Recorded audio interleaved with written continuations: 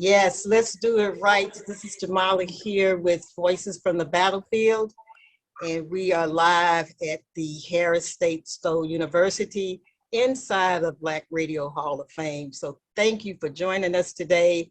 And we have a group of dynamic teachers, and I just want the audience to know I hold them in high esteem because I know them and I know their work. But I'm telling you, they are all award-winning teachers because other people recognize their talents and their commitment to young people. And so they are from various districts across the country. And we're going to be talking about what it was like to be teaching under COVID.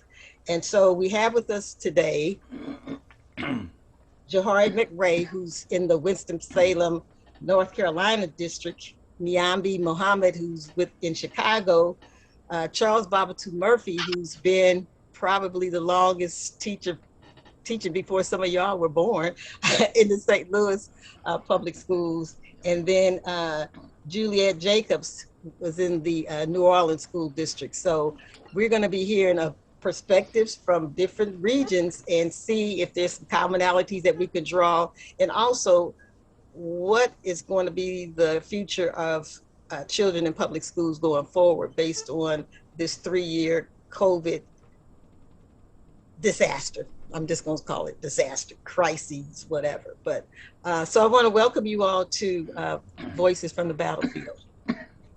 Good to be here. Thank you. Yes. So Habari Ghani, yes, this is Kuumba Habari Ghani. Yeah. Kuumba. Kuumba. So I want to just start off by asking each one of you all. This hit us in 2020, probably the spring. So it was right in the middle of a semester, pretty much. What kind of orientation and training did you all receive where you were in your school districts for teachers and other support personnel, and also for parents? So let's start with you, Juju. Well, for us, there was very minimal training. It was just basically a scramble.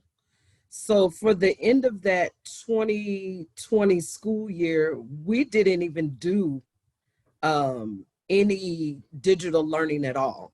We just sent workbooks and things home. And then for the next school year, it was some basic training, some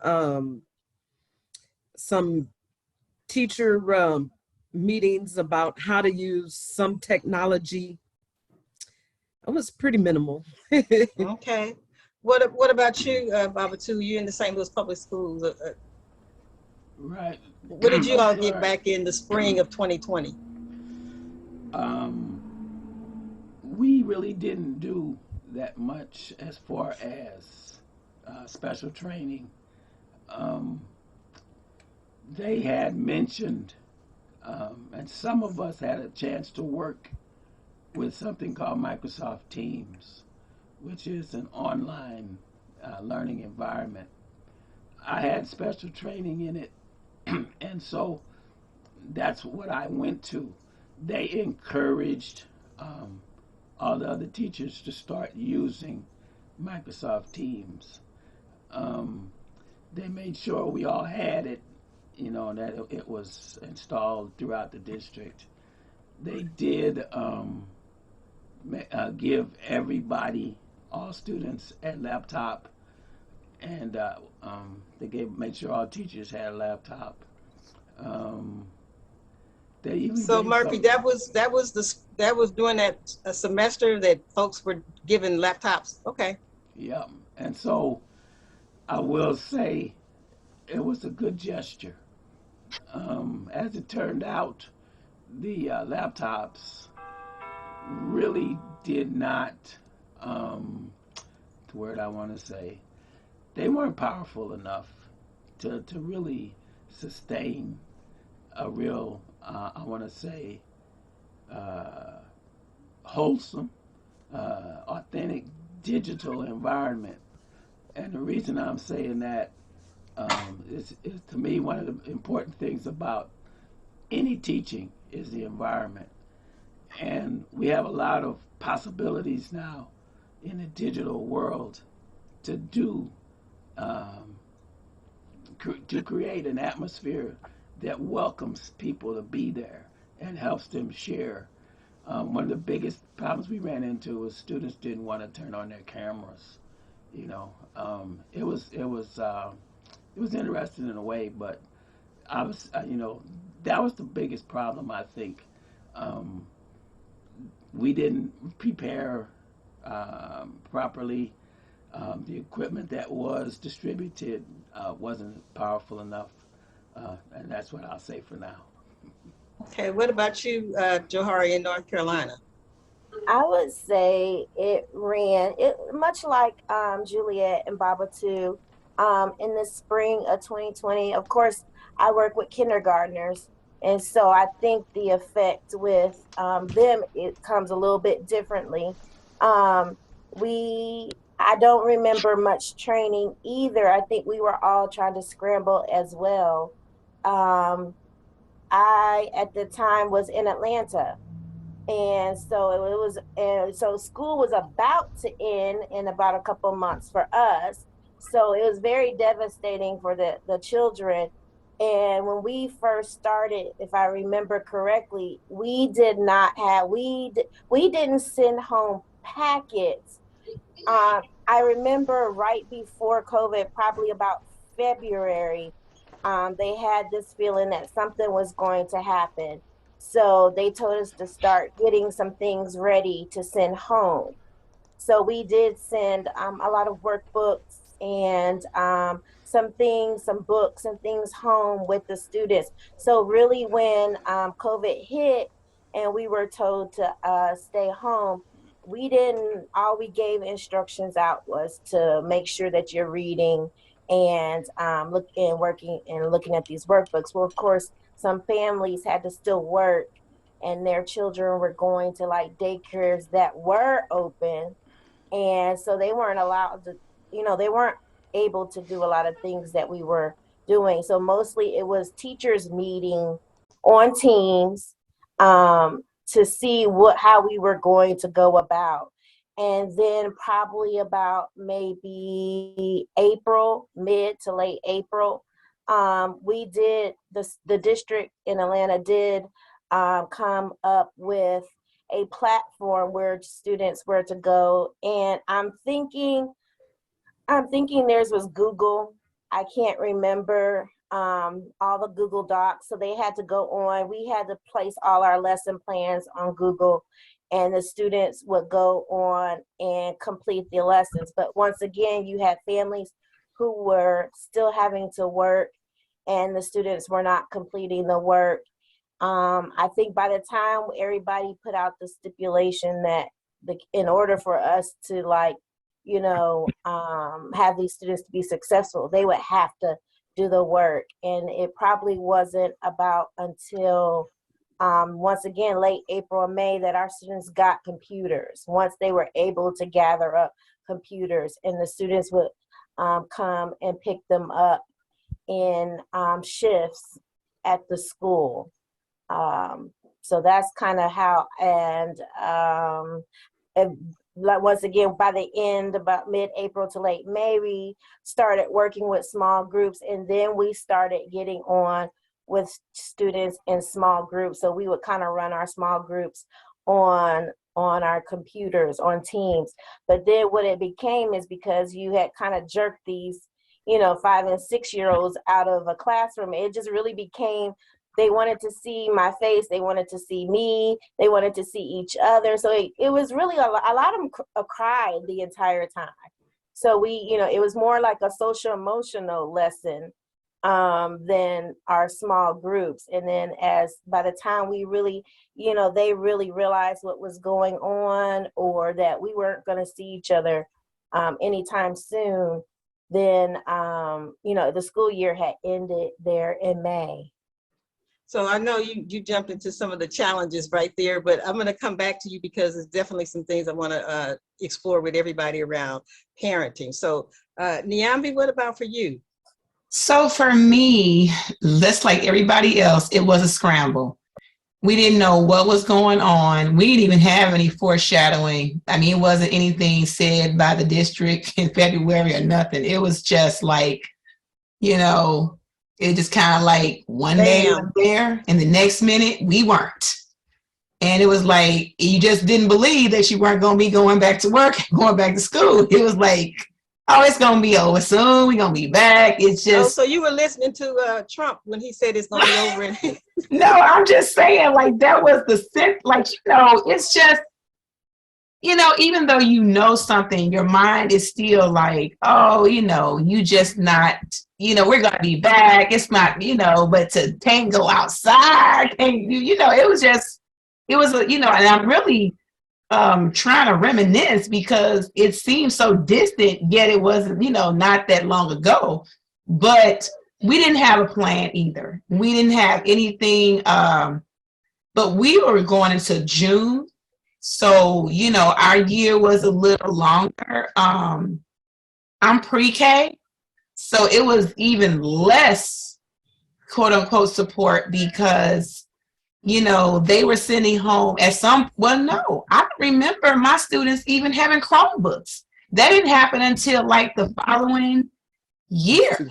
Children had to actually get on with their parents' phones and like we had to get creative. We did Google Meets, but then this really showed how, well, you get into some of the challenges, people didn't really have, some people didn't even have internet. They couldn't even it was just, I think, yeah, so it was that for us, it was just really like, it was, we didn't have anything.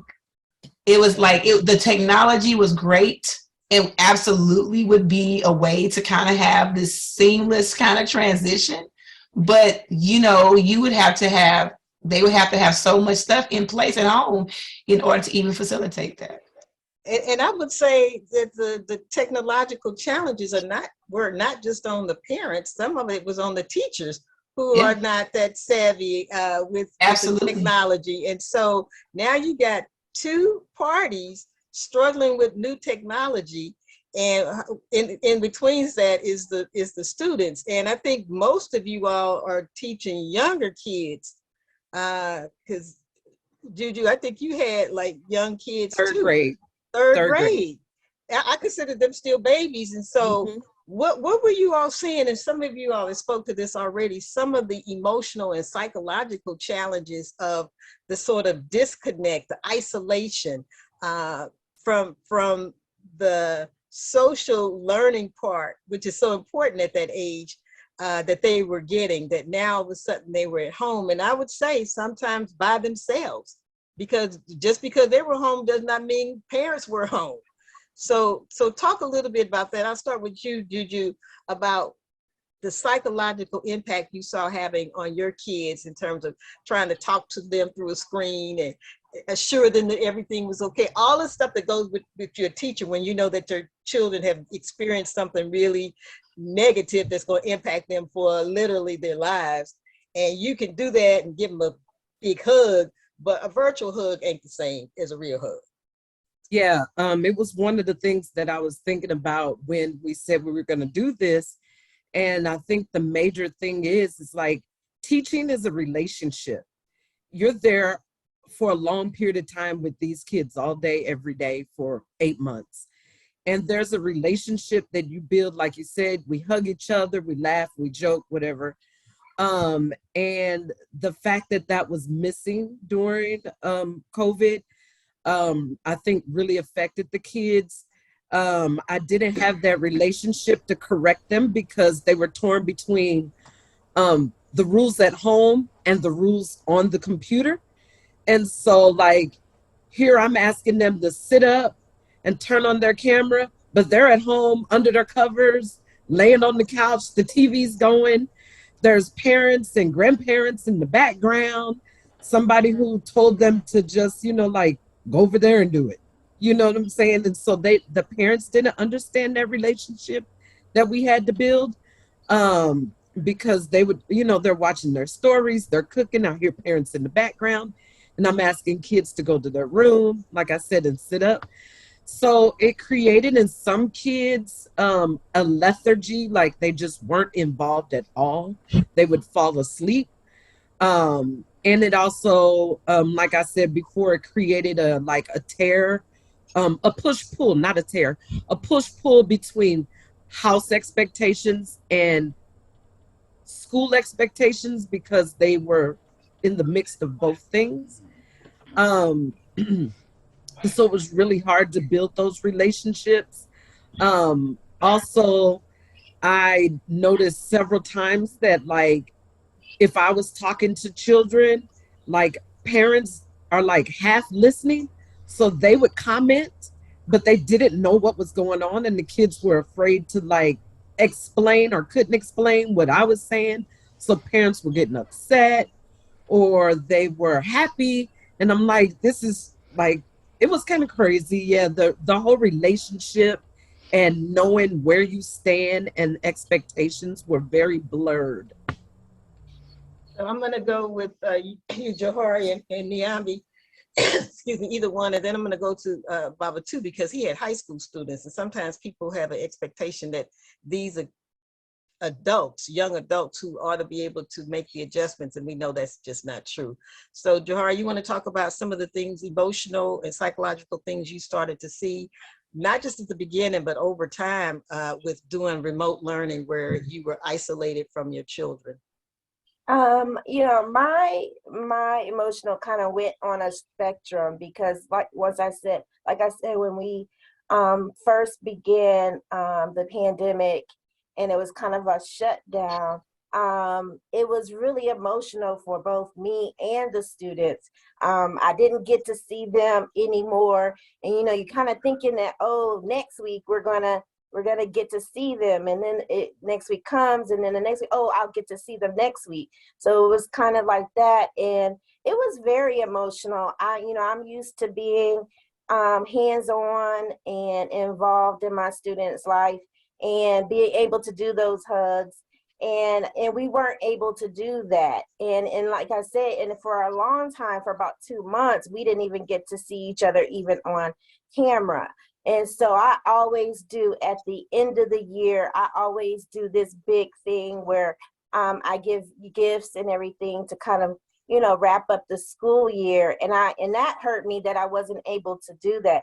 So, what I did was get parents permission to out when school was out to come and see them to the houses. Of course, but at that time you were wrapped up in masks and everything. And most of the parents, they didn't, we wore masks, but they didn't care anything about, COVID. They wanted, to hug me. The kids wanted to hug me. So I went to everyone's house at the end of that year. And brought their gifts to them. And that was really emotional to be able to see them.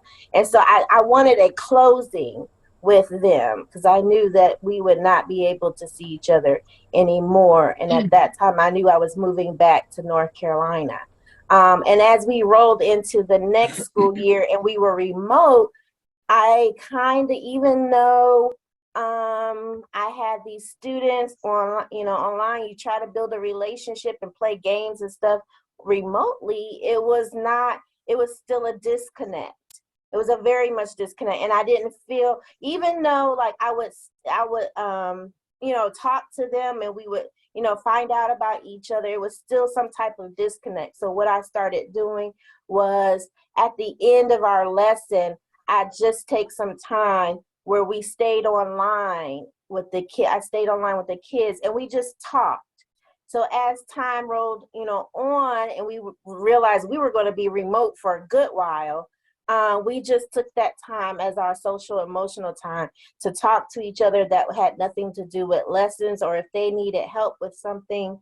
And then I also, and on the flip side, the positive side about that is because when we're in school, in person, you don't get to see parents a lot.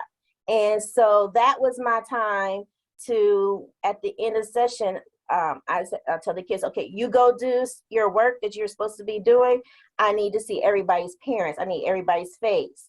And so all the parents will come in and we have that time with the parents and talk with the parents. And then at that time, I'm going to say, okay, so I saw you giving answers, to so let's not do that anymore tomorrow, okay?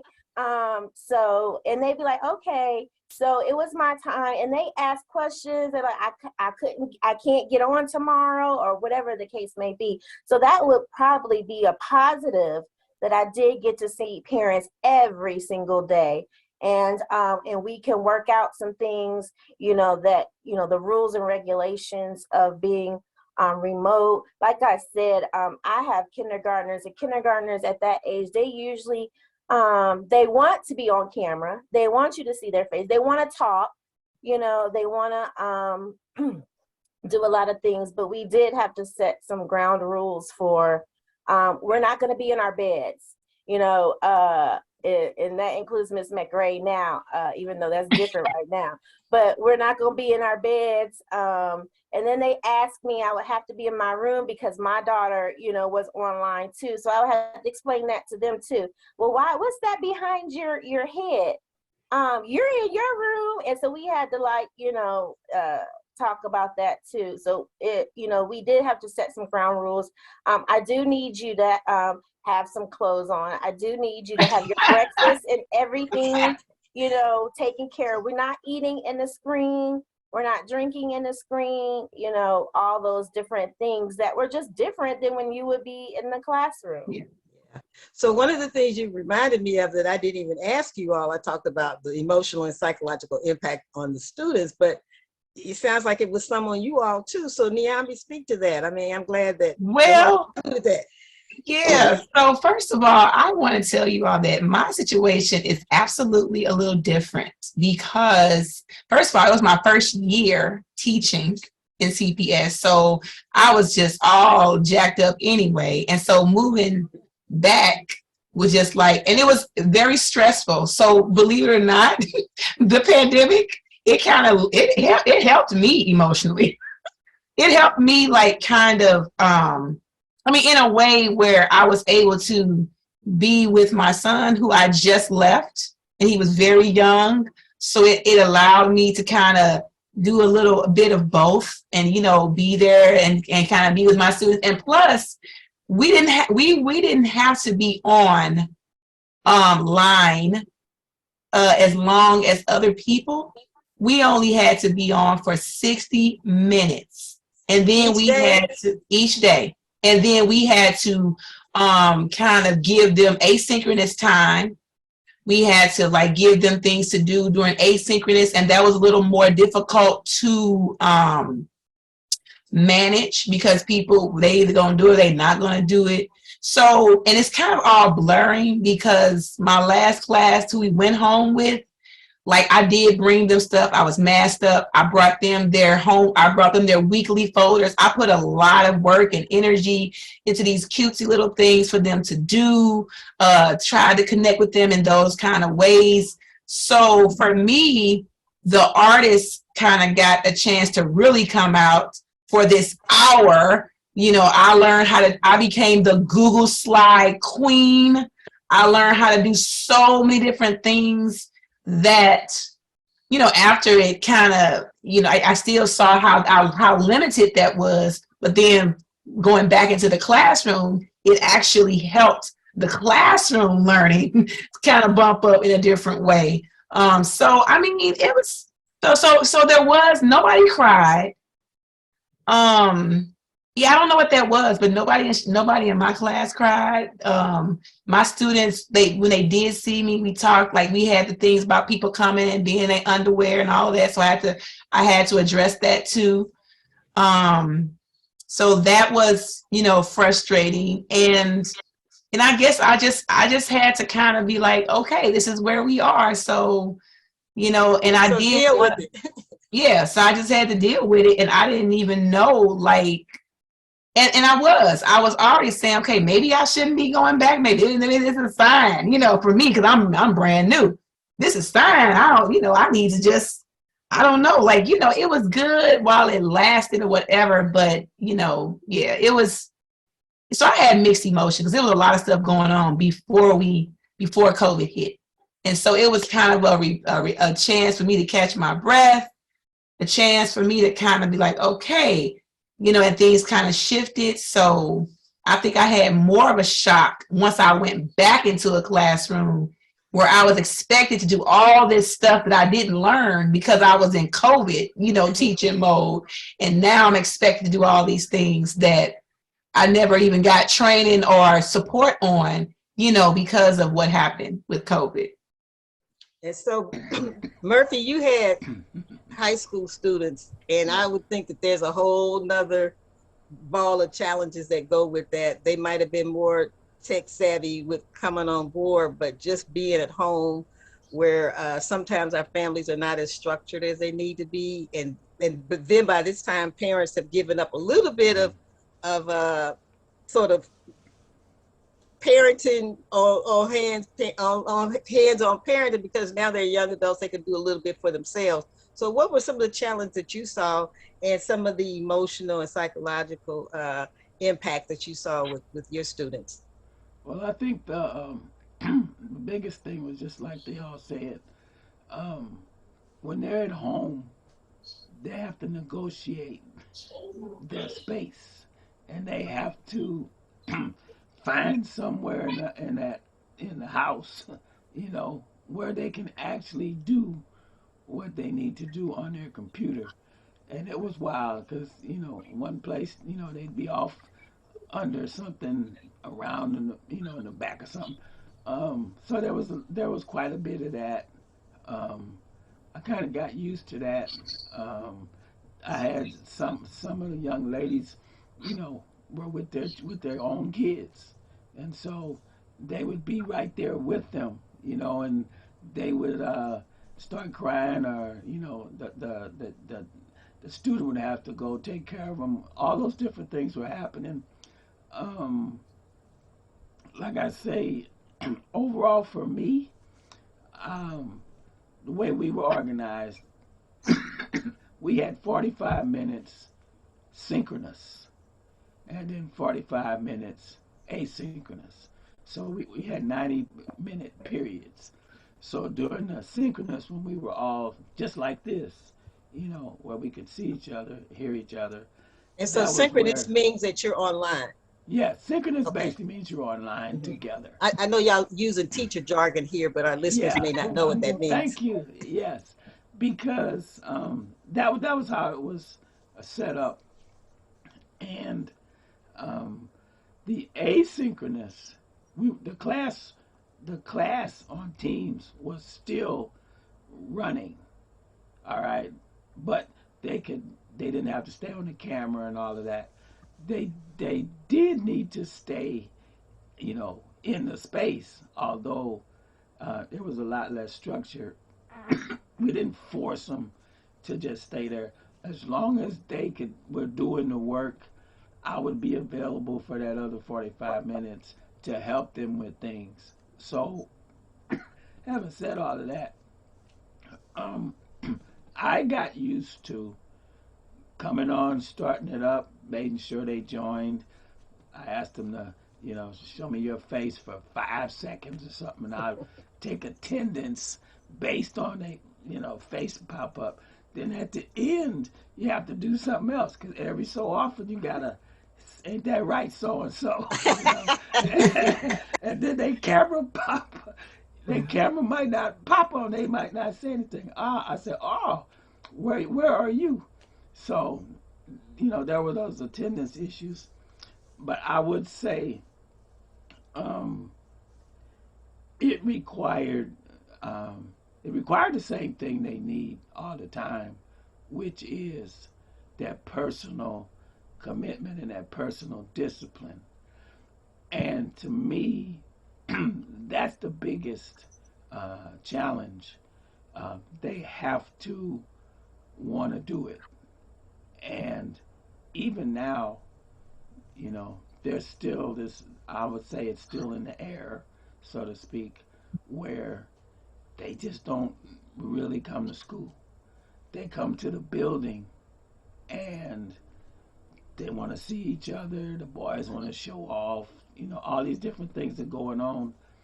but getting them to really focus on what we're trying to learn, that's that's the part that's still, um, and I'm kind of connecting now between, the COVID environment and, the so-called regular environment.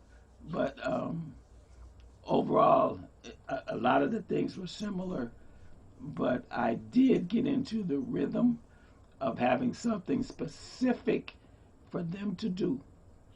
Like we would do things like, okay, today I want to teach you how to be a YouTube broadcaster. Tomorrow I want to teach you how to do a podcast.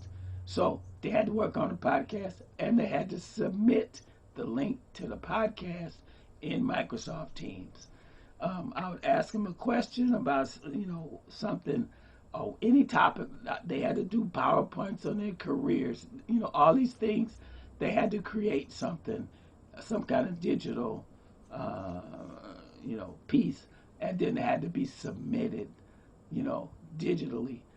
And I found out that that is valuable all, forever, Yes. Yeah. forever. For real. Transferable. Yes. Yes, Yes. transferable. So I'm thinking that the reason that probably you all were able to prevail in a different kind of way is because you were already sort of dynamic teachers, creative and able to pivot with different situations. But I'm, just thinking about the other teachers who may not have had the same relationship with their students, the same toolbox that you all are having. And so I want to get into really the long-term impact of COVID.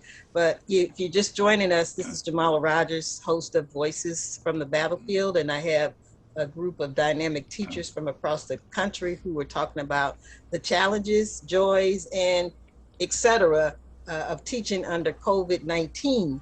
And so, Babatu, you talked about the fact that you saw in your students almost a permanent disinterest in learning in the classroom.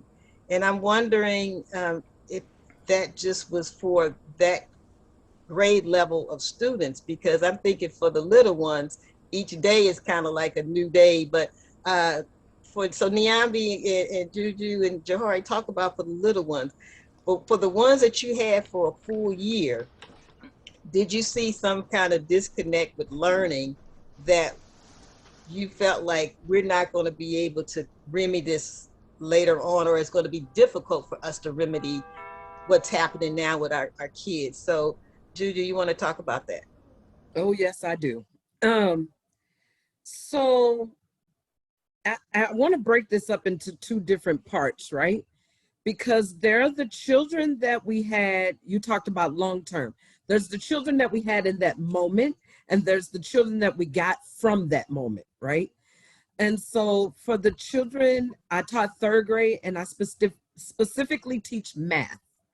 Math is a subject that you have to build on every year. It is also a subject where you have to do and write, and I need to be able to see what they wrote to see if they didn't carry the one or whatever. So I think it presented a whole different type of challenge, right? So on the computer, teaching math was very difficult. I can't see what they're calculating, right? I can't see if they have a calculator with them. It was challenging to get them to use their finger or pencil or eraser to draw on that little pad so that I could see their work on the screen. So there was that disconnect. And because there was that disconnect, I think that those kids didn't really get that foundation they need to move on. Now I teach third grade. So those third graders, when they came back into the classroom, because they were third grade and they had kindergarten, first and second foundation of math, they were able to start catching back up. Now I want to talk about the kids that I had in my last year, which was the 21-22 school year, that were kindergartners at the time when the pandemic started. That was actually the most challenging year for me, which is why I decided to step out. because those children, they didn't have that foundation because there was one, they were in situations where they didn't have adults helping them, the computer challenges, the all of those challenges, it ate away at their foundation. And and so they were missing a lot of things. I had third graders in my last classroom who couldn't count to 100, who didn't know how to add 5 and 3, and that sounds like, well, they shouldn't have missed that because of the pandemic. But there's so many different factors. They might not have been on the computer. They might have had an internet interruption. They might not have had parents there. So their foundation was completely shattered. And then also I have to talk about the uniqueness, and I'm gonna wrap it up, the uniqueness of New Orleans schools, because they're 100% charter, okay? And with a charter school, you are fighting to keep your charter, right? And so there's not that space to go and remediate a lot, because now you are with third graders who missed their foundation, and you have to pass this test in order to keep your charter. Okay, it's not like a St. Louis school district that you may lose your accreditation, but it's district wide. It's not per school, and the school will continue, but it will continue under a different leadership. Whereas with a charter school, it's a business. It's getting shut down, and so there was a lot of stress on trying to get those kids to, in third grade, do multiplication and fractions and division, when they're not even counting to 100, when they're not being able to add, with their fingers. And so I feel like the students that I had at the beginning of the pandemic who were third graders when we left they're slowly catching up. I still keep up with them. They're in the 5th and 6th grade now. Most of them have pretty much caught up. Those students who were kindergarten, first grade, second grade during the bulk of the pandemic, that missed their foundations, they're suffering. They are struggling to catch up because they don't have a foundation to build off of, and they don't have time to build that foundation because your school's going to close if you don't pass this test. Yeah, that's a lot of pressure. It was a real weird dynamic to try to get admin to understand that you want me to get them to pass this test because our charter depends on it, but they need remediation, and they don't have because they don't have a foundation through no fault of their own. Wow. So Niambi, for you, what were you seeing with the gaps in learning, and I know some of this has to do also with what's going on at home. Sometimes you have parents that could actually be there and work with the teacher as a team to make sure they were getting all what they need. But for a lot of the districts that are public schools, those parents are forced to work. Those parents are maybe had to drop out of school and don't have the ability to help their children. So those were some challenges that were already pre-existing before COVID. And so now you have this perfect storm of all of this coming, and this poor kids sitting at a computer. Right. And now what I would think would happen is now you hate learning because it's so many challenges to even get to an assignment. You got to click this button, click that button, you're at home, and that when you're at home, that means you're supposed to be like chilling. Right, and now you got to, as Johari said, sit up, have your clothes on, just like you're going to school. And kids are like, what? I'm at home. But I ain't going to school, right? Yeah, I think so. Like COVID just really showed the disparities that already, like, it just exposed all of that, especially in our community. And so the biggest thing, like I said, because they could see me and they only had that little hour to see me, so they were so disconnected and just ready. Like they were trying to even have them for that hour was just trying to really keep them, engaged, really. And social emotional is a huge part of pre-K. because you're getting them ready for, even though we try to do a little more because we know what they're up against, but you're getting them ready for kindergarten. So you're not necessarily trying to teach them what they're going to learn in kindergarten. So it's like all of these different things. But at the same time, when we did get back into the classroom, you know, like we were online for like that first year, no, the first 3 or 4 months. And then we went back like in the January of the next year. Pre-K came back in when everybody else was still home. So the biggest thing that I think was just the fact that they're in front of a television all day. So once I leave them in 60 minutes, ain't no telling what they doing. And if you're not going to work with your child, I'm not, you know, because I think that pre-K is something that, I say it lightly, but it's not something that's needed per se. It is needed though if you're not going to work with your child. And so most people are not. So it is needed probably. It's needed in our community. But I'm saying your child ain't gonna die if they don't, you know, if they don't pass pre-K, they don't go to pre-K, you know. But it was helpful. It's absolutely helpful for them. It's get them prepared. It's helpful for them in kindergarten to be prepared, and they're not just like, this is new, this is different.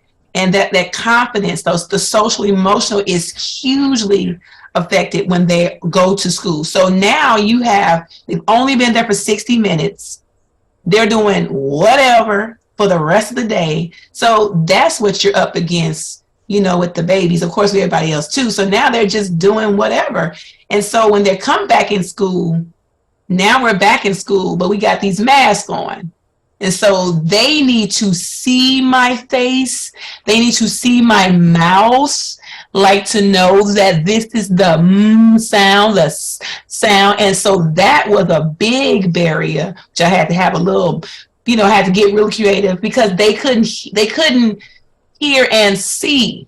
They just, you know, so it was all those kind of things. But so as far as lasting, like now, my babies now, this year, they are the pandemic babies. They're the ones who are like 2, you know, and 1 and 2 who probably didn't go, you know, anywhere, you know, and so it really is kind of showing like, oh, wow, you know, these children didn't get, and so it is showing like, it's not necessarily just in your situation, but like the kindergartners be after them and the first graders after them, they're the ones who really suffered a lot because they didn't have all of that. So it's like Juju was saying, it's like you just saw so many effects and those babies need remediation.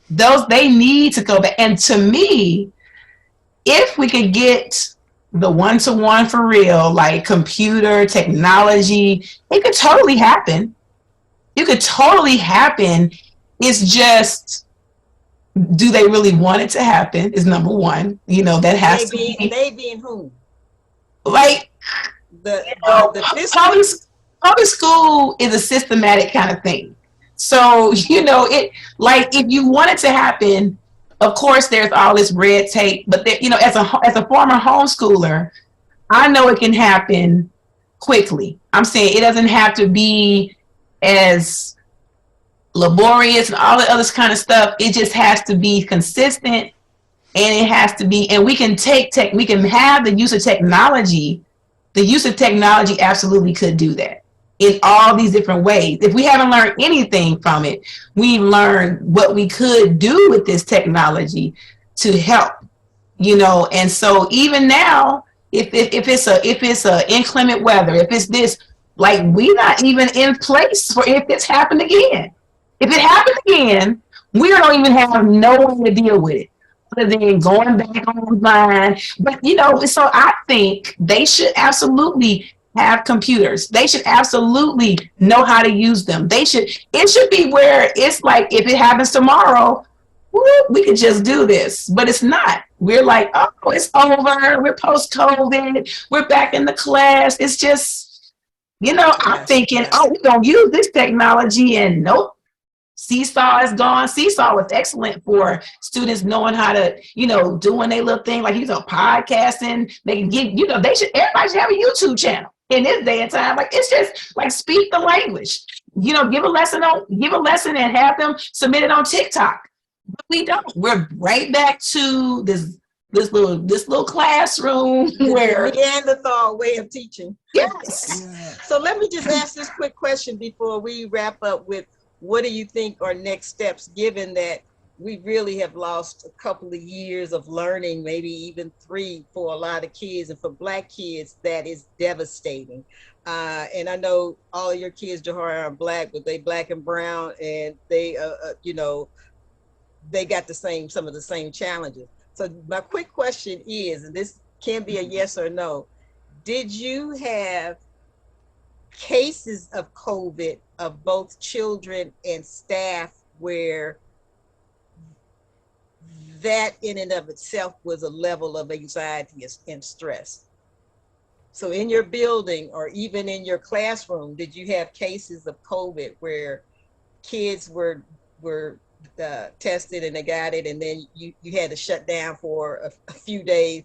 I see you nodding heads. So you did have COVID cases in your class. Did any of you all contract COVID? Yes. I had it 3 Not- times. It wasn't initially. It wasn't until like that following whole year passed or something, Yeah. So you had it 3 times, Juju? Yeah, at school. Yep. Wow. So this is And- one of the things, and I know me and you talked about this, Neon, because you were in Chicago, and the union, no, that might be you, Juju. The union was definitely like, we are not going back into those buildings until it's safe for us to teach the kids. And for a lot of these buildings that we have in public schools, they're old, the ventilation is poor. And so That was Chicago. Yeah, it was Chicago, but I can't remember if it was you or Juju that I was talking to about it, because I'm like, the union was like, no, we're not going back until you make the provisions like necessary. And so I'm thinking, what, to me, that was another layer again of stress of you Absolutely. taking COVID back home to your family and friends, because you're being placed in a situation where people are trying to jumpstart a normal teaching environment when it's not. And there was a lot of pressure to get this classes back up and running and get kids back in school because parents were tired of them. And, and so there was this incredible pressure to pull them back, but the school classrooms and the districts were not quite ready for that. Would you agree with that? Absolutely. There was this whole thing of we were scared to death of, I know I was, catching COVID from students, especially, at that point, because we didn't have all the vaccines and boosters and all that stuff. So I was deathly, afraid of catching it. And then, all the kids wouldn't wear their masks. All the teachers wouldn't wear their masks. So there was a whole lot of trauma, because the thing they would do, that was back in the day with the tracers and all that stuff going on. And all of a sudden, you get an email that such and such a student was out because, they were contact. And that student was in my class. And I'm like, okay, what am I?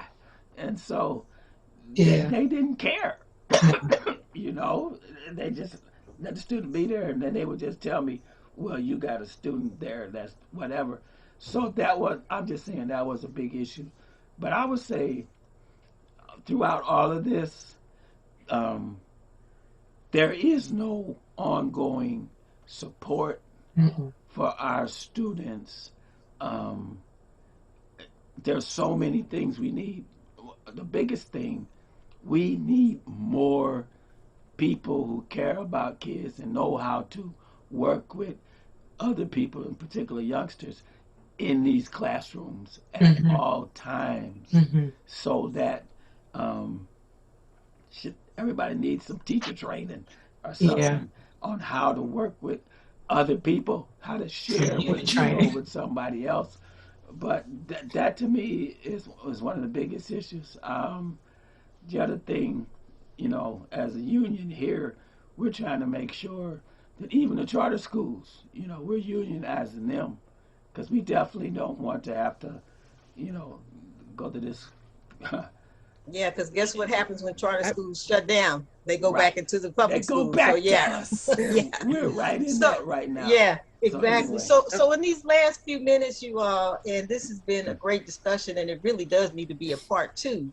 Um, what do you think needs to be happening now, both as we go forward, because we're getting ready to start a new semester, but in terms of lessons learned, what do we need to, maybe one or two things that you think we got to focus on this, or this is gonna be like a albatross around our neck for the next 20 years or the next generation? What's the one or two things you think districts could be doing now, or teachers could be doing now? Because sometimes that's different. What teachers do and what the district do may be very different.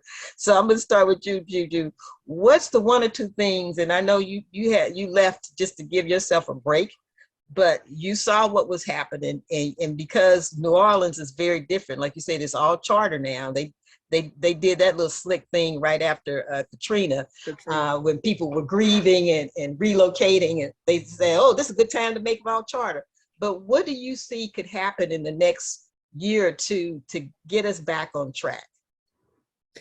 I think the one major thing is emotional support, social emotional, because I think that gets ignored in it. This going back to everything as normal. There is no normal. We absolutely need to recognize that. We absolutely recognize what we went through. It wasn't until the end of last year and the 5 months after I left that I realized how stressed I was, how emotionally it took a toll.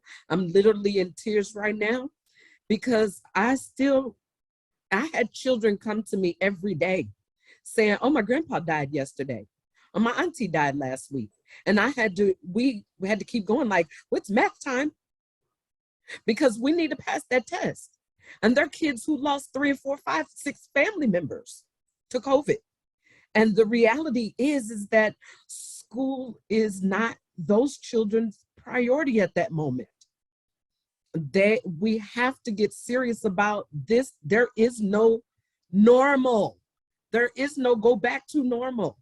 There is a lot of, and we need to slow down, stop, and really look at our education system and say, there is no going back to normal.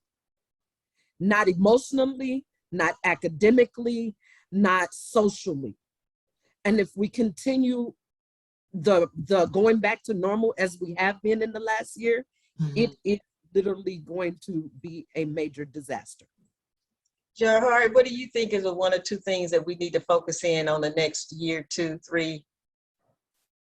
Well, one thing is my soapbox, and we all need just just listening to the conversations about what's going on here and there. We are not a union state, so when those things kind of happen where we need to band together, we really do have to band together and make sure that if this district is doing it, the next district is doing it, and the district, if Chicago is doing something, then we need to do it too. We all have to band together, because in the end, and like you're saying, in the next few years, these are the kids that are going to be taking care of us. So you can't have one district doing the best things and another district who doesn't know, they're not doing it, because all these kids are going to be our future. Yes. Yeah. Another thing is, and even before COVID, and I think every educator and any educator in all forms needs to take this. Like, you have a responsibility. I have a responsibility. I take it very seriously. And I taught 3rd grade for like 13 years. And my soapbox to get to kindergarten, to principals, in order to teach kindergarten, was, this is the foundation. So I feel it's a necessity for me to be able to have these kids be prepared for what's going on. So I think as all educators, we need to have a responsibility to these students. So in whatever we need to do, emotional, you need to bring some some lotion, whatever soap, whatever you need Yes. to Right. do it, because somebody else is not doing it. We have to do it. Yeah. And not say, well, that's not my job, that's the parents. Yes, it I is. personally take it, seriously. This is my job because obviously somebody else is not doing it. I need to make sure that I'm closing the gaps with my students, because the next year's teacher needs to be, their first grade teacher needs to say, I need to close the gaps. The second grade teacher. And so if we're all doing that all the way up into 12th grade, we're going to be producing, some wonderful children out there. So whatever we need to provide, social, emotional, all the academics that they need, pre-COVID and post-COVID. We need to, I know Niambi said that, well, what if we go back into another, we're not prepared? Well, we're prepared because we still are doing things online. In the event, like we have inclement weather, if we do have some type of other, we still have our platform online, even though we're teaching in person. So if there's ever a case, the students can get on and still continue. I think every district, every teacher, every administration needs to feel the responsibility of our students, because I feel like COVID just kind of brought out some children who are just used to being in front of a screen, and we need to make sure that they're able to communicate and socialize with each other and care about each other and want to kind of do better for themselves. Yeah, I hear you on that one. Niambi, I'm gonna let you do your short one, and I'm gonna end up with our two. The veteran teacher, end with his sage wisdom. I'm just going to kind of go back on even what Johari was saying and everybody, because the thing that we need to do is do what Johari's talking about. We need to education needs to look different. It needs to be both. It needs to be hybrid. It needs to be that, because at any moment you might have to have that, and it won't be a quote unquote interruption. So we need to continue to fight for the rights of these children, especially in our communities, who don't have these necessary tools to go ahead and do what they need to do. I agree with you. I feel like it is absolutely my personal responsibility. Is why I love pre-K, and I love early childhood, because that is the foundation. And it is difficult, but if I got to have a care packet for each child in my class and find a way to, comb some hair or do something, at the end of the day, and parents not feel threatened by it or offended, but just try to come up, find a way with that, goes into creating this environment of love, so basically, we need to take advantage of what we have learned and then implement it, and then demand, what these children need, and just meet them where they are. We need to meet them where they are, and build on that. So if they got the YouTube, then we're going to use YouTube. We just got to find creative ways, to meet them where they are. I agree, and that's what teaching is really supposed to be about, whether it's COVID or not. You meeting the children where they are. Bobby, to wrap us up, what is the sage wisdom that you have from teaching 50-something odd years, and you seeing this particular phenomenon happen? This was out of the blue and not what we were prepared for. But now that we've been through it, what do you think we should be doing now to enhance teaching going forward and to support our students? I say the biggest thing is remembering that the purpose of education is citizenship, and citizenship is about the ongoing fight for democracy and a peaceful conflict resolution method. And just like COVID was killing all them folks, right now our young people are killing all these folks, and we have to focus on that care for why are they still trying to kill each other. A big deal on the side of administration. There should be no what's that crap where we call them pips, where they discipline a teacher. it. And you Yep. always got this stuff hanging over your head. If you don't turn in this lesson plan, if you don't do this, they focus on all this BS instead of caring about young people 24/7. That's what's up. Because when they're coming in your room, why you ain't got this, that just kills everything. Because the atmosphere changes for everybody, including the youngsters. Yeah. Well, that is a powerful note to end on, and I totally agree with all of you all's assessments about what needs to happen. One of my anxiety is that none of it is going to happen. And so I think it's going to be really on committed teachers and administrators, and this is like building by building, how it's going to look in the future. And that's the sad part about it. It won't be, as Jahari said, not just district-wide, but nationally. What have we learned from districts who did it well, so that you have best practices to go on? And the bureaucracy of education has never been that way, but I think this is an opportunity for us to have some real impacts. So I want to thank you, Niambi Mohammed from Chicago, Jahari McRae from the Winston-Salem School District in North Carolina, Juliet Jacobs, who we hoping will go back into the classroom, but I would say that people have to take care of themselves first. And so if you need some time for rejuvenation and for reflection, you need to take it. And then lastly, Babatu Charles Murphy, who's been teaching longer than some of these younger teachers have been in the world. We thank you all for your commitment, for your kaumba in the classrooms, and thank you for just being you.